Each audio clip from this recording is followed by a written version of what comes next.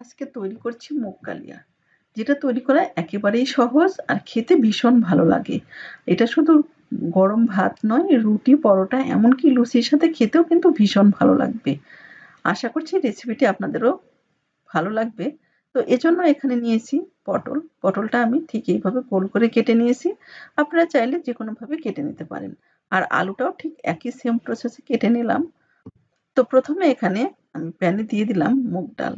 আমি এখানে ১ কাপের মতো নিয়েছি মুগ ডাল। ডালটাকে প্রায় ৩ থেকে ৪ মিনিটের মতো মিডিয়াম হিটে ভেজে নিতে হবে।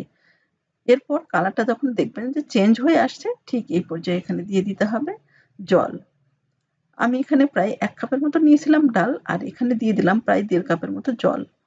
দিয়ে খুব ভালো করে মিশিয়ে নেওয়ার পর এটা ঢাকা দিয়ে রেখে দিতে হবে প্রায় ৪ থেকে ৫ মিনিটের মতো। এতে করে ডালটা সেদ্ধ হবে। তবে ডালটা কিন্তু পুরোপুরি সেদ্ধ করার প্রয়োজন নেই। 70% এর মতো সেদ্ধ করে নিতে হবে। তো ৪ মিনিট পর ঢাকাটা উঠিয়ে নিলাম।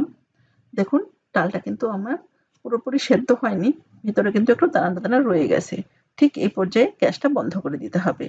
তো ডালটা আমি একটা সাইড করে রেখে দিলাম। আর প্যানে দিয়ে দিলাম ১ টেবিল চামচের মতো তেল। আর এখানে পটলগুলো দিয়ে দিতে হবে। দিয়ে দিচ্ছি একটুখানি লবণ, আর দিয়ে দেবো সামান্য একটু হলুদের গুঁড়ো। খুব ভালো করে মিশিয়ে নিতে হবে। এরপর ৪ থেকে ৫ মিনিটের মতো মিডিয়াম হিটে পটলগুলো ভালো করে ভেজে নিতে হবে। কালারটা যখন ঠিক এরকম চেঞ্জ হয়ে আসবে, তখন পটলগুলো উঠিয়ে নিতে হবে। পটলগুলো কিন্তু এরকমভাবে ব্রাউন করে ভেজে নিতে হবে। তো সবগুলো পটল আমি ঠিক এইভাবে উঠিয়ে নিলাম। এরপর পটল ভাজা তেলের মধ্যেও আমি দিয়ে দিলাম ১ চামচের মতো তেল। আর দিয়ে দিব একটা তেজপাতা, দারচিনি আর সাদা এলাচ। আর এখানে দিয়ে দিতে হবে ১ চা চামচের মতো একটু জিরে। হালকা একটু নেড়ে নিতে হবে। সুন্দর একটা স্মেল যখন উঠে আসবে, তখন এখানে আলুগুলো দিয়ে দিতে হবে। এরপর এখানে দিয়ে দিতে হবে অন্য একটুখানি লবণ আর হলুদ গুঁড়ো। দিয়ে এটা খুব ভালো করে মিশিয়ে নিতে হবে। এরপর আলুটাকে ৪ থেকে ৫ মিনিটের মতো খুব ভালো করে ভেজে নিতে হবে। একটু সময় নিয়ে আলুটা খুব ভালো করে ভেজে নিতে হবে। আলুটা যত ভালো করে ভাজা হবে, টেস্টটা কিন্তু তত ভালো আসবে।